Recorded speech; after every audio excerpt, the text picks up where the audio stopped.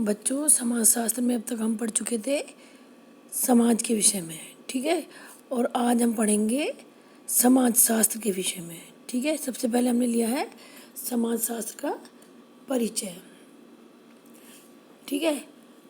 समाजशास्त्र एक अंतः संबंधित समग्र विषय है तथा इसकी मुख्य कल्पनाएं व्यक्तिगत समस्याएं तथा जनहित के मुद्दे हैं। मीन्स जो समाजशास्त्र सब्जेक्ट है, ठीक है, एक अंतः संबंधित यानी अपने आप में अंतः संबंधित, अपने अंदर से ही ये संबंधित है और एक समग्र विषय है, यानी एक अपने आप में पूरा विषय है तथा इसकी मुख्य कल्पनाएं यानी जिन विषयों के बारे में ये सोचता है समाजशास्त्र ये सब्जेक्ट, तो इसकी जो मुख्य कल्पनाएं हैं वे कौन कौन सी हैं? व्यक्तिगत समस्याएं, ठीक है, जनहित के मुद्दे, ये इसकी मुख्य कल्पनाएं हैं।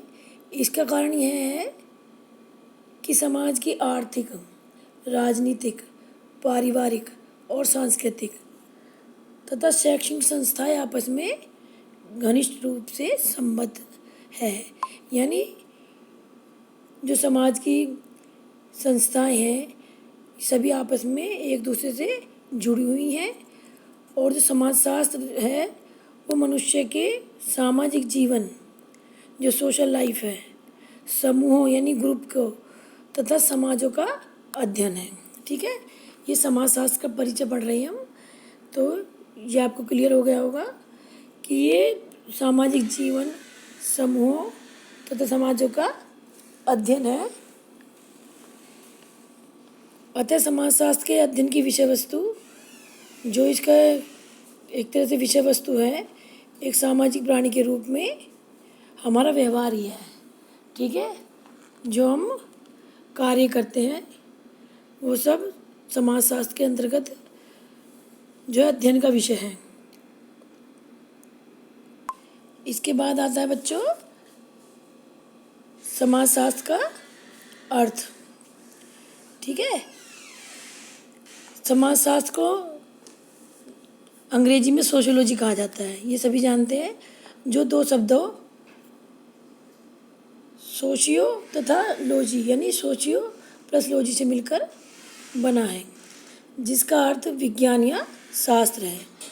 इस प्रकार शाब्दिक अर्थ में समाजशास्त्र वह विषय या विज्ञान है जिसमें समाज का अध्ययन किया जाता है, ठीक है। यानी कि परंतु समाजशास्त्र के अर्थ को पूर्ण रूप से समझने के लिए, यानी अगर हम इसकी फुल स्टडी करें, पूरे रूप से समझना चाहें, तो समाज और विज्ञान का अर्थ समझना आवश्यक है, ठीक है, जो कि हम आगे पढ़ेंगे, ठीक है। और यहाँ मैं यह बताना चाहती हूँ आपको कि सर्वप्रथम जो है इस शब्द का प्रयोग, किस शब्द का? समाज शास्त्र का,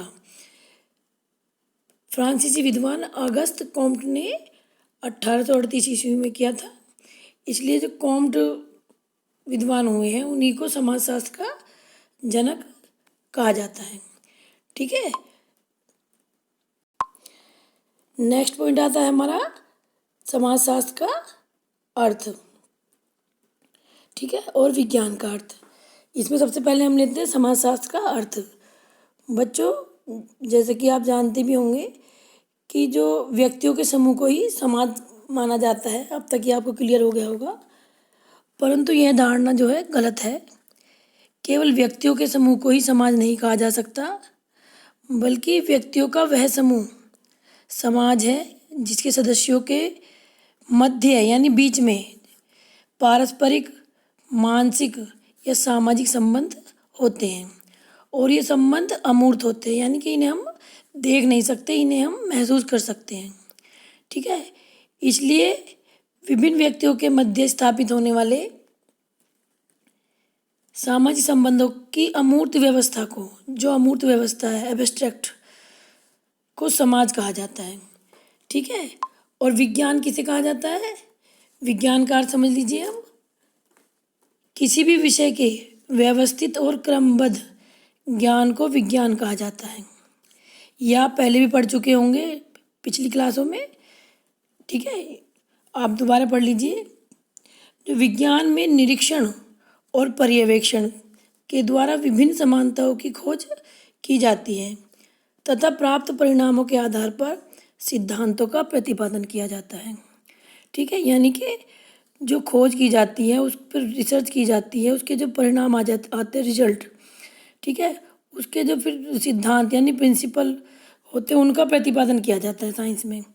ठीक है, और उन्हें ज्ञान के क्षेत्र में व्यवस्थित और संगठित किया जाता है। ठीक है, ये सब चीज़ करने के बाद फिर हमारे स्टडी के लिए, हमारे अध्ययन क्षेत्र के लिए उसमें जो है मैनेज किया जाता है और उसको संगठित किया जाता है।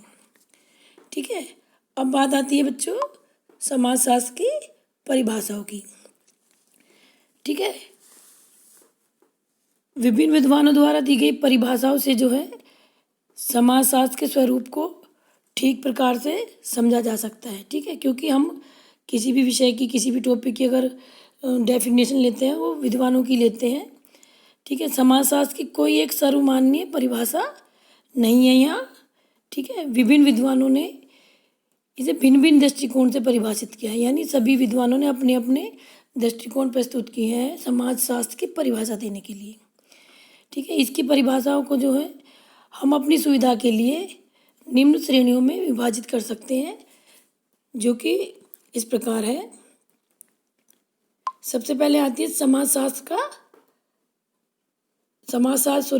समाज का अध्ययन है। ठीक है, फिर आती है समाजशास्त्र सामाजिक संबंधों का अध्ययन है, और थर्ड आते हैं हमारे समाजशास्त्र सामाजिक जीवन और घटनाओं का अध्ययन है। सबसे पहले हम पढ़ेंगे यहाँ समाजशास्त्र समाज का अध्ययन है। इसमें ओडम द्वारा दी गई डेफिनेशन हम ले रहे हैं यहाँ। समाजशास्त्र वह विज्ञान है जो समाज का अध्ययन करता है। ठीक है, यानी कि समाजशास्त्र वह साइंस है जो सोसाइटी की स्टडी करता है। ठीक है, और वार्ड के अनुसार यदि हम लेते हैं तो समाजशास्त्र समाज का विज्ञान है। ठीक, नेक्स्ट पॉइंट हमने जो अभी डिवाइडेशन बताया था वह पॉइंट बता रही हूँ। समाजशास्त्र सामाजिक संबंधों का अध्ययन है। इसमें हमने रोज की डेफिनेशन ली है। समाजशास्त्र मानव संबंधों का विज्ञान है। ठीक है, इनके अनुसार समाजशास्त्र जो है मानव संबंधों का विज्ञान है। और मैकाइवर एवं पेज के अनुसार समाजशास्त्र सामाजिक संबंधों के विषय में है। ठीक है, तथा इन संबंधों के जाल को हम समाज कहते हैं। ठीक है, इससे आगे जो है थर्ड नंबर पे आती है समाजशास्त्र सामाजिक जीवन और घटनाओं का अध्ययन है, यानी ऑकबर्न और मिनकोफ द्वारा हमने यहाँ डेफिनेशन ली है। समाजशास्त्र सामाजिक जीवन का वैज्ञानिक अध्ययन है। जो सोशल लाइफ है हमारी, उसका साइंटिफिक स्टडी है समाज। ठीक है, और किम्बल यंग के अनुसार समाजशास्त्र समूहों में मनुष्य के व्यवहार का अध्ययन, यानी जो ग्रुप है लोगों के, उनमें किस प्रकार के एक्टिविटी होती है उनकी स्टडी का करता है समाजशास्त्र। ठीक है, नेक्स्ट पॉइंट आता है हमारा समाजशास्त्र का उद्गम एवं विकास किस प्रकार हुआ। ठीक है बच्चों, इसके लिए हम पढ़ेंगे यद्यपि सामाजिक पहलुओं के अध्ययन की एक लंबी परंपरा रही है, फिर भी समाजशास्त्र विषय के रूप में उद्भव एवं विकास 19वीं शताब्दी में हुआ, जबकि अगस्त कॉम्ट ने सर्वप्रथम 1838 ईस्वी में समाजशास्त्र शब्द का प्रयोग किया। ठीक है, यह आप पढ़ भी चुके हैं भी कि अगस्त कॉम्टे जनक रहे हैं समाजशास्त्र के, और 1838 ईस्वी में समाजशास्त्र का प्रयोग उन्होंने, समाजशास्त्र शब्द का यूज किया उन्होंने। इनका विचार था कि कोई भी ऐसा विषय नहीं है जो कि समाज के विभिन्न पहलुओं का समग्र रूप में अध्ययन करता हो। ठीक है, इसलिए इन्होंने नए विषय का सूत्रपात किया, यानी नए विषय का जो है को स्टार्ट किया, जिसकी प्रकृति विश्वकोशीय थी, यानी कि पूरे विश्व में जो है इस चीज़ के बारे में बताया गया कि समाजशास्त्र एक ऐसा विषय है जिसमें व्यक्ति के सामाजिक जीवन, व्यक्ति के क्रियाकलापों का अध्ययन किया जाएगा। ठीक है बच्चों, ये आपको क्लियर हो गया होगा। आप इसकी स्टडी करिएगा और जो भी बात आपको समझ में नहीं आए आप मुझसे पूछ सकते हैं। धन्यवाद।